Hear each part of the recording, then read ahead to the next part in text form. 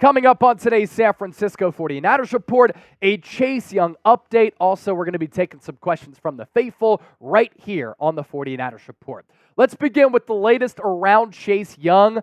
Jersey number, not number 99. That is occupied right now by Javon Kinlaw. So when Chase Young suits up for his Niners debut on Sunday against the Jags, going to be rocking the number 92. His reaction to getting traded to the San Francisco 49ers on Tuesday of last week, quote, "I wasn't mad," and he said the biggest difference that he has noticed being in the building in Santa Clara as compared to being with the Washington Commanders, he can feel the literal cultural change. He said, "Right now I can sense that I am in a building with winners. What the Niners have done a lot of the last few years, they've won. What the Commanders have done a lot of the last few years, they have lost." Here's a direct quote from the newest Niner here. Big ticket splash on trade deadline day. Just the culture, the vibe. It's a lot different. I definitely know that I am in the building with winners. Also an update for Chase Young here. He is projected to be the Niners starting defensive end opposite of Nick Bosa, according to the latest depth chart that the San Francisco 49ers released. Speaking of Bosa and Young, what a connection these two players have. Both on the same team now, both defensive ends, both went to Ohio State. Their time in Columbus, Ohio with the Buckeyes did overlap. Both number 2 picks in consecutive years, 2019 and in 2020. And unfortunately for both players, both suffered torn ACLs in year 2.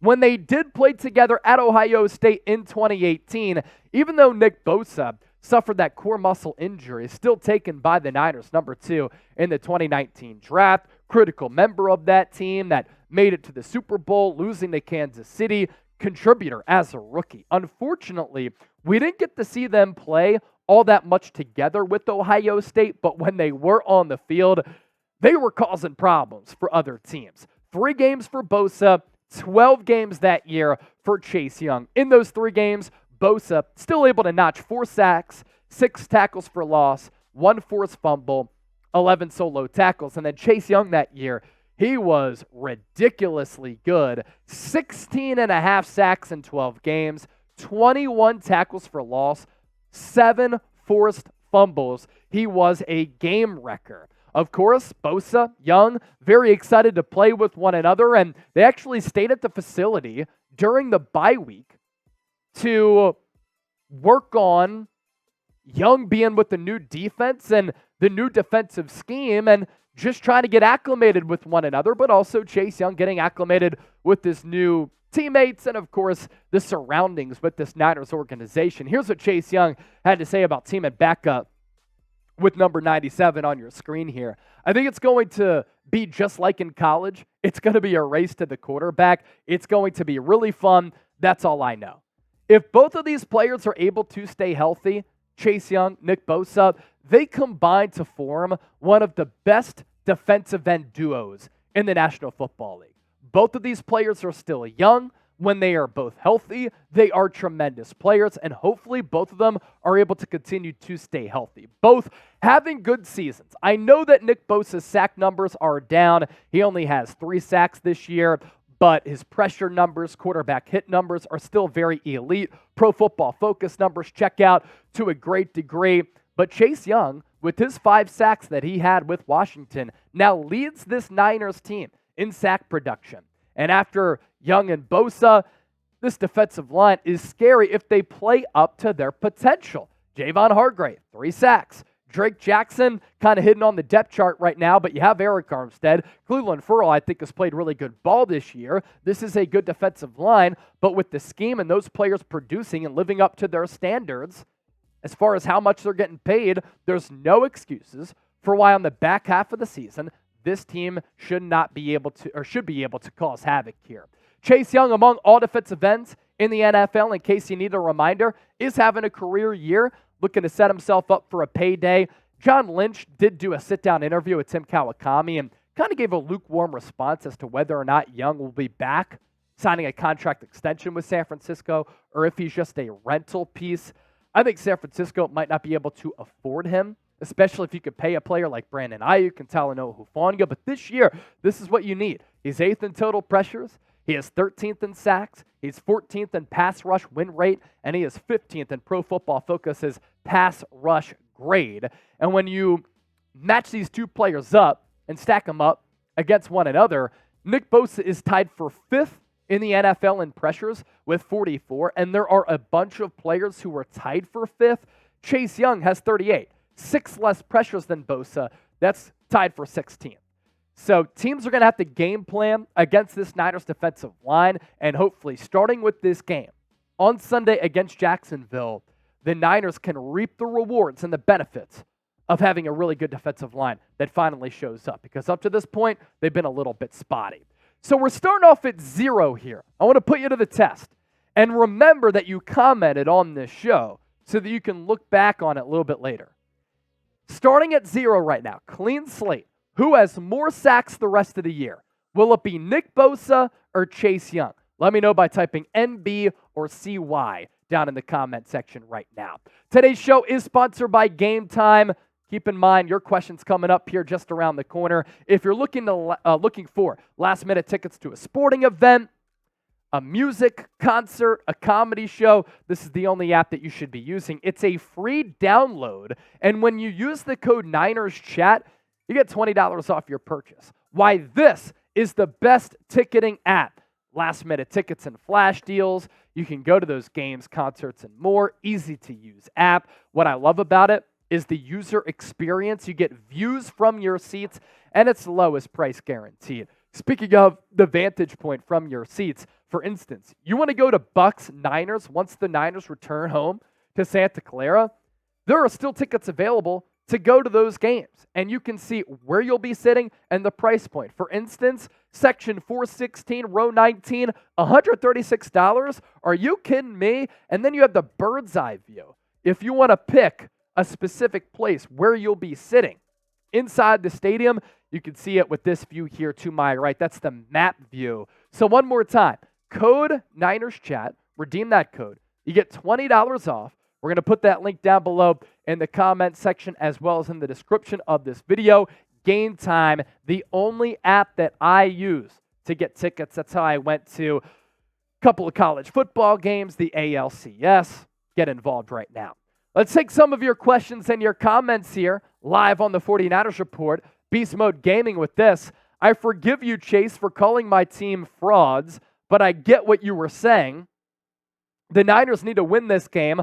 I'm so done with the bad games. Brandon Ayuk will stay with the Niners. Talking about Brandon Ayuk because we put out a video, ESPN, predicting that Ayuk will get traded. And look, I got to be critical of this football team because I'm an NFL analyst. And I'm going to pick apart what they do well and praise them when that happens, or pick apart what they don't do well because they need to be held accountable. A 3-game losing streak for how much talent this team has on their roster with this coaching staff, it's inexcusable.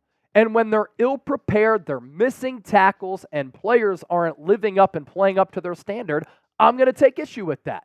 And that's why I called them out. I still think they're Super Bowl contenders, though. Miguel Velasquez with the 5. After the Cowboys game, I said nobody is messing with the Niners. Since then, we went 0-3. So now I'm saying we definitely have work to do, more so with Steve Wilks. Steve Wilks, seat is hot, man. You got to be able to make those necessary adjustments going into this game against Jacksonville. And if you don't, there will be serious problems. And Richard Sherman even said that his seat could be a little bit hot if these Niners defensive struggles do continue. And I thought it was pretty notable that a guy like Richard Sherman, who is a defensive savant, was saying that what the Niners are doing schematically is downright weird. Make those changes, Steve Wilks, because if you don't, this team will continue to struggle, and the heat beneath your seat will continue to get ratcheted up. Zemo, one of our Super Chat MVPs from a couple of weeks ago, is Wilks running more zone D than D'Amico? During this 3-game skid, the zone coverage is more noticeable when we're getting carved up. So they've run kind of a hybrid defense, zone and man, and they've gotten cooked. Whether they're running zone and man, Richard Sherman did point out kind of what they're doing on first and second down for a reason as to why they're struggling, and teams haven't been playing behind the sticks. And because of that, second and third down have been a lot easier to convert, and this Niners defense has not been able to get off the field on third downs. But really, to me, I think it comes down to these players on the defensive front getting home and sacking the quarterback. If they can't, they'll just continue to get sliced and diced.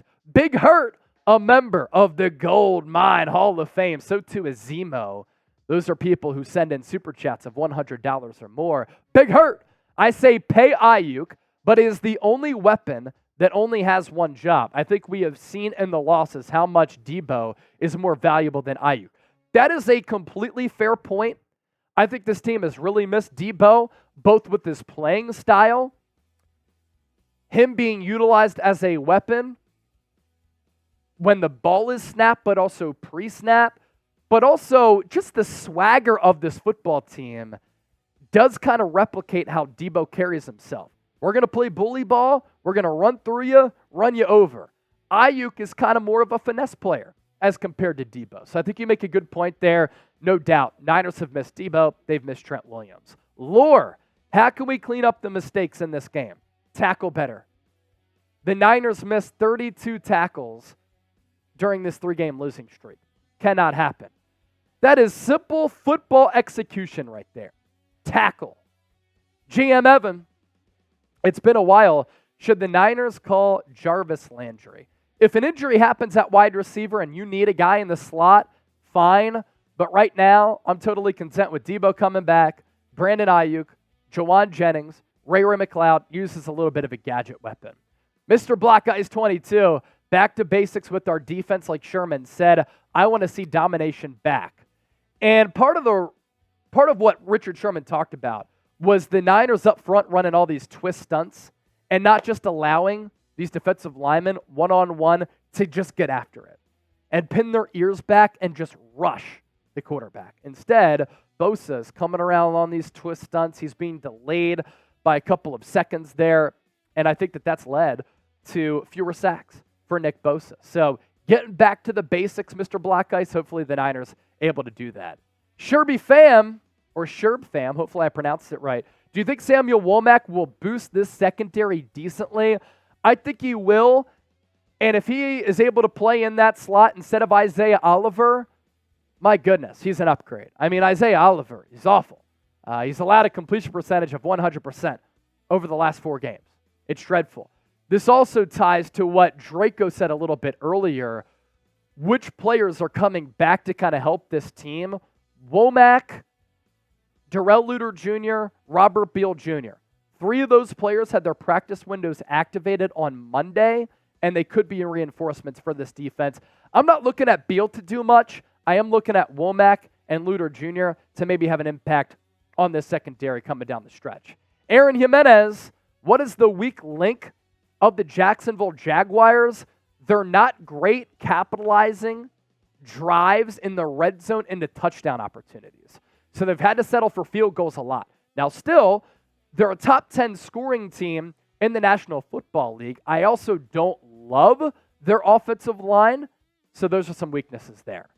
Henry, the average Niner fan, how much do you expect Chase Young to be on the field from 1% to 100% of the snaps? Let's go 30 to 40 snaps. I mean, obviously, some of that is dictated by the game flow. I mean, if there are a lot of snaps in the game, you might play more. If there are fewer snaps, like obviously that number changes. As far as percentage of the snaps, though, let's go 80 to 90%. Yeah, 80 to 90%. Wet Noodle 187. Who are your midseason MVPs for the defense and the offense so far? Good question. I did talk about this with Larry Krueger on his show as I go on there on Fridays on the Krug Show. Check us out there. Christian McCaffrey, of course, MVP for the middle of the season for the offense. Still number 1 in the NFL in rushing yards. Defensively, the MVP. Everybody on the defensive line has been disappointing. Fred Warner has missed a lot of tackles, but without him, the Niners would be screwed. So I'll go Fred Warner defensively. Aaron Jimenez with another one. Could we make the Jags one-dimensional? And if so, what would it be? They like to be a two-dimensional team, Aaron. They pass it with Trevor Lawrence. highest passer rating on throws of 20-plus yards. They have some really, really good weapons. Christian Kirk, Evan Ingram, Calvin Ridley. But they also like to run it. Travis Etienne, very special playmaker. Not just a running back, playmaker, who can impact the game as a runner and as a pass catcher. So they don't like to be a one-dimensional team. You can make them one-dimensional if you just get after the quarterback all day long. Make sure you subscribe to the channel. Great questions coming in. As always, daily Niners videos right here on the San Francisco 49ers Report. Thanks for watching today's show.